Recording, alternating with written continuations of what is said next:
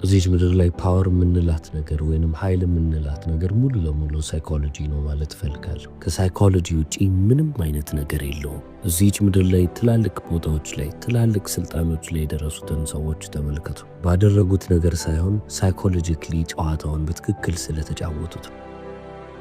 እናንተም እዚች ምድር ላይ ኃይልን እፈልጋለሁ ወይንም ስልጣንን እፈልጋለሁ ፓወር እፈልጋለሁ የምትሉ ከሆነ ስትራቴጂክ መሆን አለባችሁ። የምታስቡት ነገር እንዳለ ሙሉ ለሙሉ ከፓወር ጋር የተገናኘ መሆን አለበት ማለት ነው። ጌም ኦፍ ፓወር ወይንም ደግሞ ይህ የስነ ልቦና ጨዋታ ሙሉ ለሙሉ የሰዎች አይምሮ ላይ የሰዎች ስነ ልቦና ላይ በደንብ መጫወት ነው። በቃ ያንን ለይታችሁ ካወቃችሁ፣ ጨዋታውን ከተረዳችሁት ከእናንተ እኩል ሊሆን የሚችል ሰው አይኖርም። አብዛኛው ሰው ራሱን እየጠቀመ ሊመስለው ይችላል፣ ነገር ግን እናንተ ላይ አድቫንስ እያደረገ ነው። ለሰዎች በጣም ደግ ለመሆን ስትሞክሩ ወይንም ደግሞ ጥሩ ሰው ለመምሰል ስትሞክሩና እነሱ ለማስደሰት ስትሞክሩ እናንተ ውስጣችሁ ደካማ እንደሆነ የሚያሳይ ምልክት ይሆናል። እዚህ ዓለም ላይ በጣም አስፈሪውና በጣም ትልቁ ከባዱ ነገር ብዙ ኃይልን መሸከም ነው። ነገር ግን ከዛ በላይ በጣም አስፈሪና አደገኛ የሚባለው ሰው ማነው ካላችሁ ፓወርለስ የሆነው ሰው ነው። ምንም አይነት ኃይል የሌለውን ሰው በጣም ልትፈሩ ይገባል።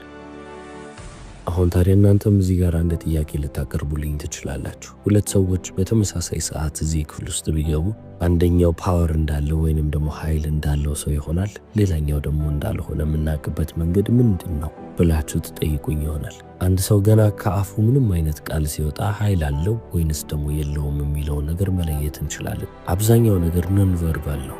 ለምሳሌ ስብሰባ ላይ በጣም ኃይል ያለው የሚባለው ሰው ወይም ፓወርፉል የሚባለው ሪላክስድ የሆነው ወይም ዘና ያለው ሰውነታቸውን እንደፈለጉት እነሱ በፈለጉት መንገድ ያስቀምጡታል። ሌሎችን ሰዎች ብትመለከቱ ግን በደንብ ጠንቀቅ ብለው ቁጭ ያሉ፣ ስለ ልብሳቸው የሚያስቡ ወይም ደግሞ እንዴት ነው ከረባት የተጣሟል ወይስ ትክክል ነው እያሉ የሚያስቡ፣ ነርቨስ የሆኑ የሚጨነቁ፣ የሚደነቅጡ ናቸው።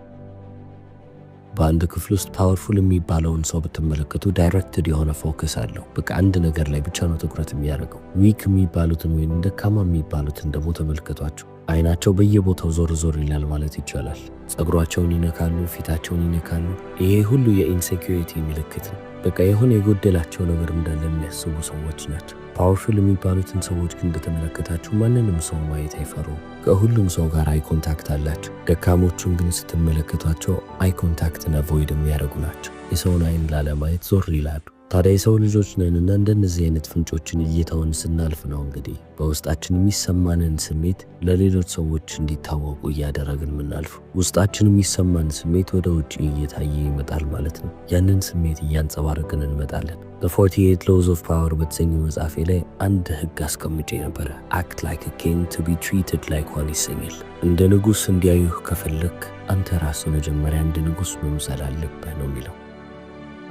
ዋናው ነገር በውስጣችሁ ያላችሁ እምነት ነው። በውስጣችሁ እናንተ እንደ ንጉሥ የምትንቀሳቀሱ ከሆነና ሴት ከሆናችሁም ራሳችሁን እንደ ንግሥት የምትመለከቱ ከሆነ ሰዎች እናንተን ማመን ይጀምራሉ። በዛ አመለካከት ነው እናንተን ፕርሲቭ የሚያደርጓችሁ። በቃ እናንተን ሲመለከቷችሁ እንደ ንጉሥ ነው ትሪት የሚያደርጓችሁ፣ እንደ ንግሥት ነው የሚመለከቱሽ። በዚሁ መጽሐፌ ላይ ስለ ክሪስቶፈር ኮሎምበስም ትንሽ ነገር ብዬ ነበር። ስለ ታሪኩ የምታውቁት ነገር ካለ ይህንን ህግ እንዴት እንደተጫወተው መመልከት እንችላለን። አባቱ ጉሊት ነበር የሚነግደው። እንግዲህ ጉሊትን የሚነግድ አባት የወለደው ልጅ ሆኖ ስፔን ውስጥ ያሉትን ንጉሶች እንዳለ እየሄደ እኔ እኮ የከበርቴ ልጅ ነኝ፣ ከተከበረ ቤተሰብ የመጣው ሰው ነኝ ብሎ እነሱን ማሳመን ቻለ። ነገር ግን ቃሉ ብቻ አይደለም ተግባሩ የሚያሳምን ነበር። ራሱን የያዘበት መንገድ ንጉሥ ራሱን የሚይዝበት መንገድ ነው። እነሱ ሙሉ ለሙሉ አመኑት። ወደ አሜሪካ ሄዶም ደግሞ እንዲጎበኝ የሚያስፈልገውን ያህል ገንዘብ ሰጥተው ሸኙት ማለት ነው።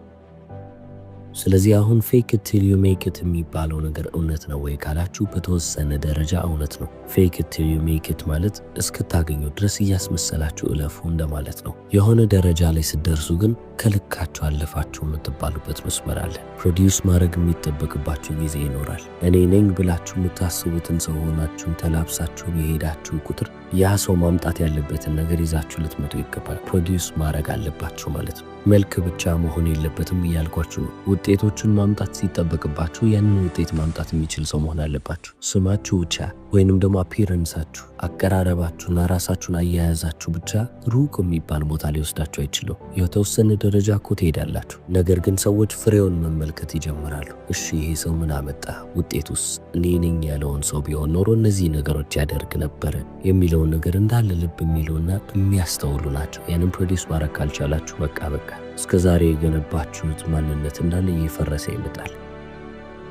ነገር ግን እንደምትሉት ሆናችሁ ከቀረባችሁና የምርም ያ ሰው ፕሮዲስ የሚያደርገውን ነገር ፕሮዲስ እያደረጋችሁ ካለፋችሁ በህይወት ሩቅ የሚባል ደረጃ ላይ መድረስ የምትችሉ ሰዎች ትሆናላችሁ። ስለ ፓወር ሲወራ ወይንም ደግሞ ስለ ኃይል ሲወራ፣ ስለ ስልጣን ሲወራ ብዙ ጊዜ ሰዎች የሚያስቡት ስለ ሲኢኦዎች ወይንም ደግሞ ትላልቅ ድርጅት ውስጥ ያሉ ስራ አስኪያጆች፣ ፕሬዚደንቶች ወይንም ደግሞ ጠቅላይ ሚኒስትሮችን ነው የሚያስቡት። ነገር ግን ፓወር ዴይሊ ላይፋችን ውስጥ በየቀኑ በምናካሄደው ህይወት ውስጥ ያለ ነገር ነው። እኔ ኃይልን ወይንም ደግሞ ፓወርን የምመለከተው በዛ ነገር ውስጥ ነው። በህይወታችን ውስጥ አብዛኞቹን ነገሮች ኮንትሮል ማድረግ ወይንም ደግሞ መቆጣጠር አንችልም። የጤና እክል ቢያጋጥመን እንግዲህ ምንም ማድረግ አንችልም። ከቁጥጥራችን ውጭ የሆነ ነገር ነው። የምታገኟቸውንም ሰዎች መቆጣጠር አትችሉም። ምን አይነት ሰዎች እንደሆኑ አታውቁም። እነሱን ልግራ፣ እነሱን ልቆጣጠር ካላችሁ ሌላ ችግር ውስጥ ልትገቡ ትችላላችሁ። ትዳር እንኳን የመሰረታችሁት በአጋጣሚው ሚስታችሁን ወይም ባላችሁን ያገኛችሁት ድንገት ሊሆን ይችላል። በህይወት ውስጥም እየሰራችሁ ያላችሁትን ስራ ድንገት በአጋጣሚ የጀመራችሁት ነገር ሊሆን ይችላል። በአጋጣሚ የሚፈጠሩ ወይንም ከቁጥጥራችሁ ውጭ የሆኑ ነገሮች በዚህች ህይወት ውስጥ በጣም ብዙ ናቸው። ታዲያ እዚች ምድር ላይ መቆጣጠር የምትችሉት ነገር ምንድነው? በጣም ጥቂት ሊባሉ ይችላሉ። ምናልባትም ከልጆቻችሁ ጋር፣ ከባለቤታችሁ ጋርና ከጓደኞቻችሁ ጋር ያላችሁን ግንኙነት ወይንም ደግሞ ዝምድናችሁን፣ ጉርብትናችሁን ማጠንከርም ሆነ ማላላት የምትችሉበት አይነት ሁኔታ ላይ ናቸው። ታዲያ አሁን እነዚህን ሰዎች ግን መቆጣጠር አትችሉም። በቃ እነሱ የፈለጉትን ነገር ያደርጋሉ። እናንተ እንዲተዉ የምትፈልጓቸውን አኖይንግ ቢሄቪየር ወይንም ደግሞ የሚያስቸግር ባህሪያቸውን ማይተዉ እናንተን ደግሞ ማዳመጥ የሚችሉ አይነት ሰዎች አይደሉም። ልትቆጣጠሯቸው ትሞክራላችሁ፣ ነገር ግን አሻፈረኝ ይላሉ። በፍጹም እሺ አይሉ እና ይሄ ደግሞ ለሰው ልጅ the worst feeling ብዬ የሚገልጸው ነው። በቃ የሰው ልጅ ሊሰማው ከሚችለው በጣም መጥፎ የሚባል ስሜት ውስጥ አንደኛው ነው ማለት ይችላል። አሁን እዚሁ ላይ ስለ ፓወር ወይንም ስለ ኃይል ካወራን አይቀር ስለ ሰልፍ ማስትሪ ማውራት አለብን ብዬ አስባለሁ። ራሳችሁ ላይ ያላችሁ ኃይልና ስልጣን። በህይወት ውስጥ የሚያጋጥማቸው አብዛኞቹ ችግሮች የሚመጡት ራሳችሁን ኮንትሮል ማድረግ ስላልቻላችሁ ወይንም ደግሞ መቆጣጠር ስላልቻላችሁ። ስሜቶቻችሁ፣ ሙዶቻችሁ፣ ልክፍቶቻችሁ፣ ሱሶቻችሁ እንዳለ እናንተን እንደፈለጉ ይጫወቱባቸዋል፣ እያሽከረከሩ ማለት ነው። ይህ ምንን ያሳያል ካላችሁ ምንም አይነት ሰልፍ ኮንትሮል የላችሁ ወይንም ደግሞ ራሳችሁን መቆጣጠር አትችሉ እና እናንተንም እያሳበዳችሁ ይቀጥላል። ማስወገድ የምትፈልጉት የሆነ ባህሪ ወይንም የሆነ ልማድ አለ እንበል። ያንንም ልማድ ለማስወገድ ብላችሁ ብዙ አይነት ኮርሶችን ትወስዳላችሁ፣ ብዙ አይነት ነገርን ታረጉና ለ3 ወይንም ደግሞ ለ4 ወር ያንን ነገር ካለማድረግ ትቆጠባላችሁ። ነገር ግን ተመልሳችሁ አሁንም ያንን ነገር ስታደርጉ ራሳችሁን ትይዙታላችሁ። ስለዚህ ራስን የመቆጣጠር ፍላጎት፣ ራስ ላይ የተወሰነ የሚባል እንኳን ስልጣን የመያዝ ፍላጎት፣ በተጨማሪም ደግሞ ሰዎች ላይ ያንን ስልጣን የመለማመድ ፍላጎት ፓወር ይባላል። ይህንን ፓወር የበለጠ እያገኛችሁ የመጣችሁ ቁጥር የሚሰጣችሁም ስሜት በዛው ልክ ግሬተር እየሆነ እያደገላችሁ ጥሩ ስሜት እየተሰማችሁ ይመጣል። ለምን ካልን ሄልፕለስነስ መሆንን አንፈልግም። ያቺን ስሜት ነቅሎ የሚያወጣልን ነው። ምክንያቱም ያ ስሜት እኛን የሚያሳብደን ስሜት ነው።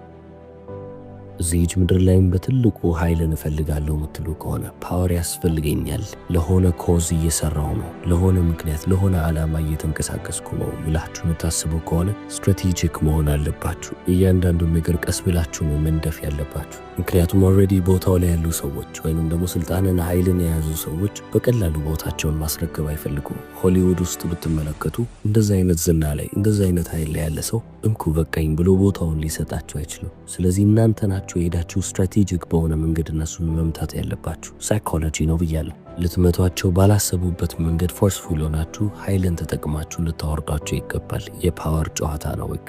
እዚህች ምድር ላይ እኔ ራሴን ብቻ ሆኜ የምፈልጋቸውን ነገሮች ያንን ኃይል ያንን ስልጣን አገኛለሁ ብሎ ለሚያስቡ ሰዎች በጣም አዝናለሁ፣ ያናድዱኛል። ለሆነ ነገር እየታገልኩ ነው፣ ለሆነ ነገር እየተፋለምኩ ነው የምትሉ ከሆነ ጠላታችሁ እየተጫወተው ያለውን ጨዋታ በደንብ አድርጋችሁ ልታውቁ ይገባል።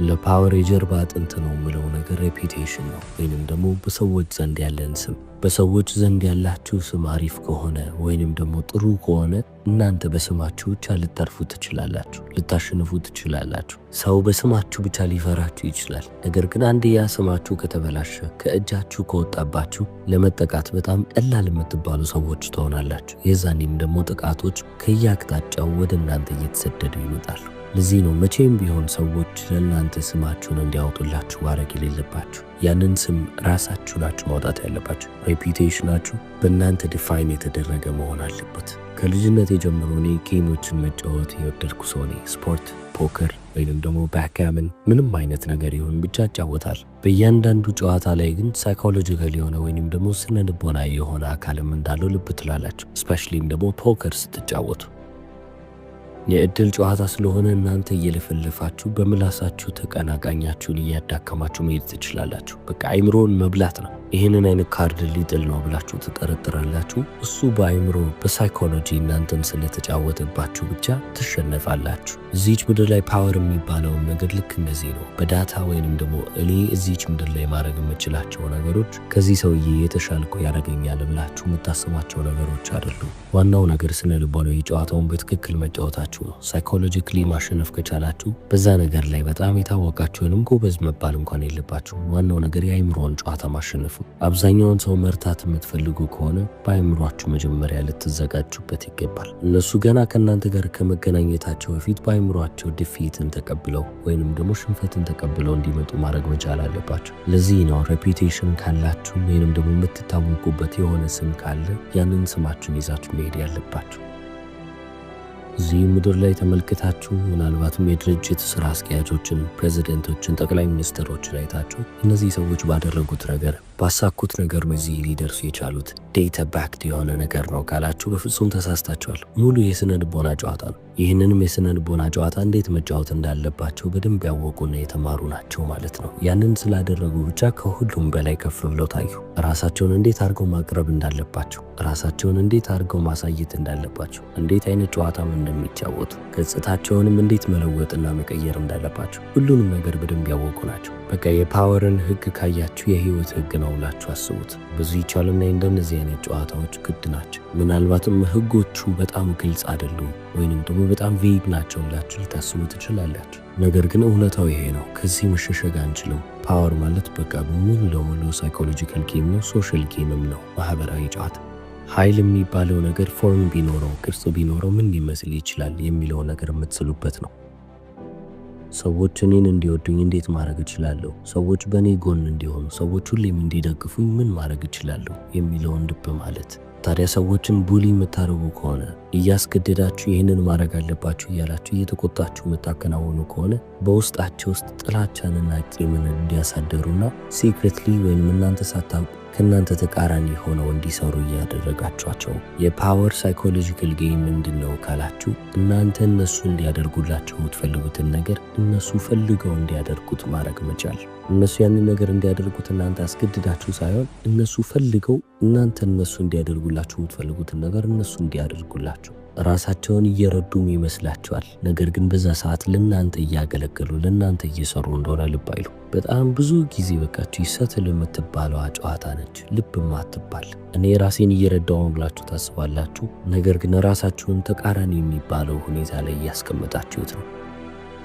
ለምሳሌ ኃይል ከሚያሳጣችሁ ነገሮች ውስጥ አንዱ ብዙ ማውራት ነው። ብዙ ስላወራችሁ የምታውቁትን ነገር እንዳለ ስለነገራችሁና ምን አይነት እውቀት እንዳላችሁ ባሳያችሁ ቁጥር ሰዎች እኔን እያዩ ኢምፕረስድ ይሆናሉ፣ ይደመማሉ፣ ይወዱኛል ብላችሁ ስታስቡ የበለጠ እናንተን እየጠሏችሁ ይመጣሉ። ከዚህ በላይም ራሳችሁን ዊክና ኢንሴኪዩር እንደሆናችሁ እያሳያችሁ ነው። በጣም ደካማ፣ የሚጎድሉኝ ነገሮች አሉ ብሎ እንደሚያስብ ሰው ሆናችሁ ቀርባችኋል። ለዚህ ነው በመጽሐፌ ላይ አራተኛ ህግ ብዬ ያስቀመጥኩት ኦልዌይስ ሴይ ለስ ዛን ነሰሰሪ የሚለው። ሁሌም ቢሆን መናገር ካለባችሁ ነገር በታች አውሩ።